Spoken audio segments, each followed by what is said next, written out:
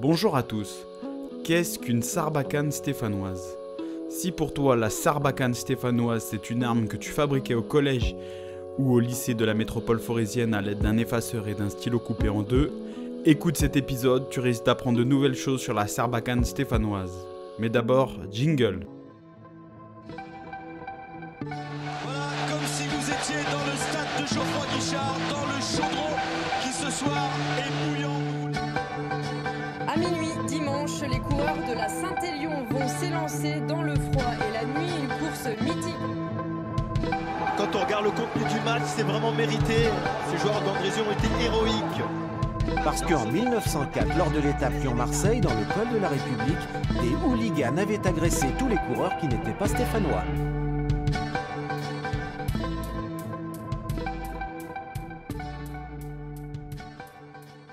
Historiquement, la sarbacane existe depuis l'Antiquité. Probablement inventée par des peuples indigènes d'Amérique latine, elle servait d'arme pour se défendre ou pour chasser par exemple, en caricaturant un peu à l'image de Mimi Siku dans le film L'Indien dans la ville. Baboun? Mimi, ça y est, j'ai réussi. La mouche, je l'ai eu avec la sarbacane. Non, menteur. Quoi, tu me crois pas? Tu veux que je te montre?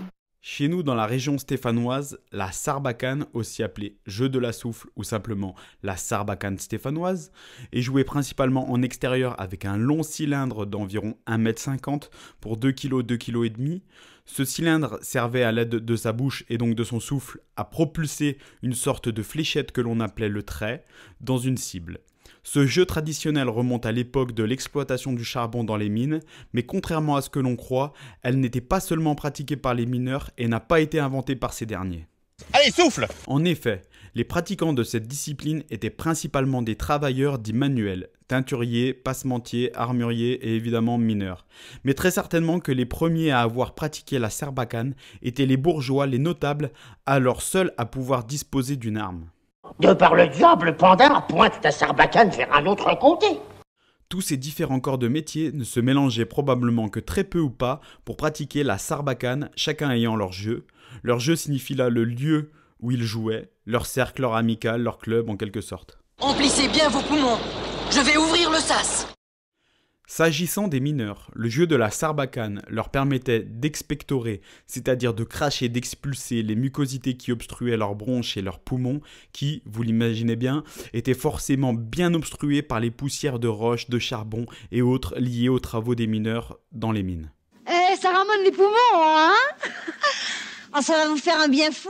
S'agissant de la paternité de la sarbacane stéphanoise, l'hypothèse la plus probable est qu'elle aurait été inventée par des armuriers stéphanois, fabricants de canons à fusil au début du XVIIIe siècle. Elle permettait de recycler les canons mis au rebut par les contrôleurs des manufactures, par exemple pour de légers défauts de fabrication. C'est pourquoi c'est certainement les bourgeois, les notables à avoir pratiqué en premier la sarbacane stéphanoise. Il faudrait qu'il souffle, mon lieutenant. En 1896, la préfecture accepta les statuts de la première fédération des jeux de la sarbacane stéphanoise. Les règles y sont très rigoureuses et un système d'amende est mis en place pour les pratiquants qui auraient un écart de conduite ou un écart de langage. On est en France ici, et il y a des lois, figurez-vous. Aujourd'hui, les règles se sont assouplies et on peut jouer dans les jeux en famille dans une ambiance beaucoup plus décontractée. Les jeux, quant à eux, sont maintenant bien souvent pluridisciplinaires. On y propose par exemple des terrains de pétanque ou encore de billard.